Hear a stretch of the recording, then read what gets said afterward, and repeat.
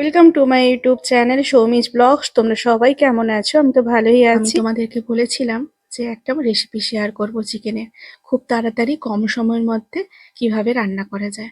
তো দুদিনের মধ্যেই করব বলেছিলাম, কিন্তু একটু সময়ের অভাবে ঠিকঠাক করতে পারিনি। তারপরে করলাম যদিও, দেখো তোমরা। তবে হ্যাঁ, তোমরা হয়তো অনেকেই এভাবে রান্না করে খাও, আমি জানি। আমার রেসিপি এমন ইউনিক নয় যে হয়তো কেউ করে না আমি করছি, তা মোটেও নয়, বা কারুর দেখে করছি সেটাও নয়। আমি আমার নিজের রেসিপি যতটা সম্ভব পারি তোমাদের সাথে শেয়ার করি।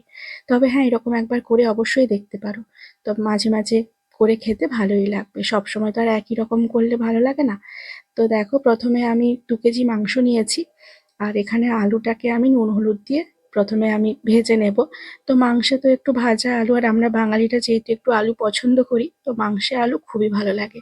যারা আলু খেতে চাও না তারা অবশ্যই অ্যাভয়েড করে নাও এটাকে। আর ধরো না, আমি কিন্তু একটু বেশি আলু দিয়েছি, কিছু মনে করো না, যেহেতু আমাদের বাড়িতে অনেকজন, তো আমি তাই একটু আলুটা বেশি দিলাম। আর এদিকে দেখো, রসুন কুচি, রসুনটা এখানে আমি 2টো নিয়েছি, রসুন কুচি করা।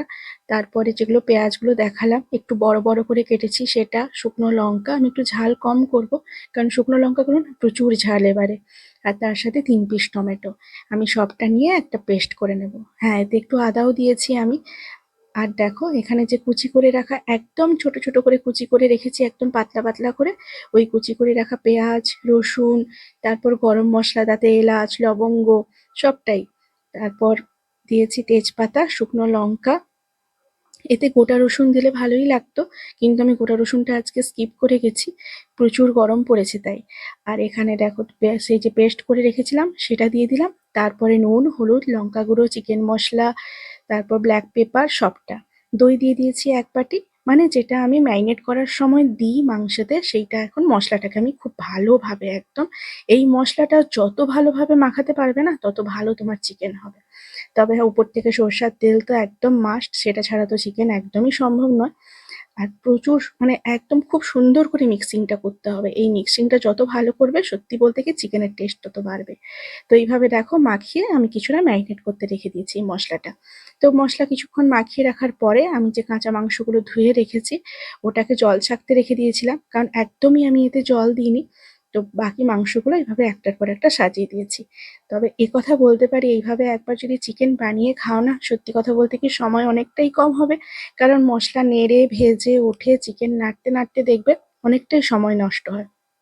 যাই হোক, কখনো কখনো তো একটু আলাদা রকম খাওয়াই যায়, এমন নয় যে প্রত্যেকদিন একই রকম খেতে হবে।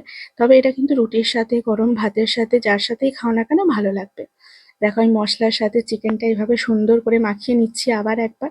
এবারে যত ভালোভাবে মাখাবে না, সত্যি অনেক ভালোভাবে, যতটা সম্ভব চেষ্টা করবে একদম ভর্তার মতো করে মাখিয়ে নিতে।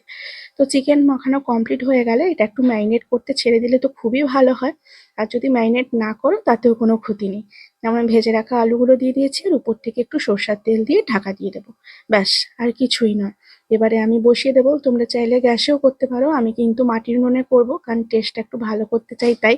মাঝে মাঝে তো এইভাবে রান্না করেই থাকি। তো দেখো, এইভাবে বারবার নাড়তে থাকতে হবে ঢাকা খুলে মাঝে মাঝে। আর লো ফ্লেমে বা মিডিয়াম ফ্লেমে যদি গ্যাসে বসিয়ে দিই, তাহলে আর নাড়ার কোনো দরকারই নেই সেরকম। মাঝে মাঝে নাড়লেই হবে 15 মিনিট ছেড়ে ছেড়ে। মিনিমাম 45 মিনিট মতো লাগবে, 1 ঘন্টার কাছাকাছি, যদি তুমি লো ফ্লেমে করো। ব্যাস, চিকেন তো রেডি। এবারে গরম ভাতের সাথে সার্ভ করো বা রুটির সাথে, সেটা তোমাদের মর্জি। তবে হ্যাঁ, এইভাবে একবার অবশ্যই বানিয়ে দেখো কিন্তু। আর ভালো লাগলে লাইক কমেন্ট করে দিও। তবে একটা কথা তোমাদের সাথে আমি অবশ্যই বলতে চাই, এই মাটির উনুনে রান্নার টেস্ট তুমি যেভাবেই রান্না করো না কেন, কেন জানি না, আমার তো খুবই ভালো লাগে। তোমাদের কার কার পছন্দ সেটা অবশ্যই বলো। আর চিকেনের কালারটা দেখেছো কত সুন্দর এসেছে? উপর থেকে একটু গরম মশলা দিয়ে দাও আর সার্ভ করো, বাস। তবে গরম মশলা না দিলেও কোনো ক্ষতি নেই, আমি কিন্তু আজকে গরম মশলাটা দিচ্ছি না। তার কারণ প্রচুরই গরম পড়েছে, তাই আমি গরম মশলাটা স্কিপ করলাম। আর দেখো, রান্না করতে যাদের ভালো লাগে তারা অবশ্যই করে একবার করো কিন্তু। টাটা।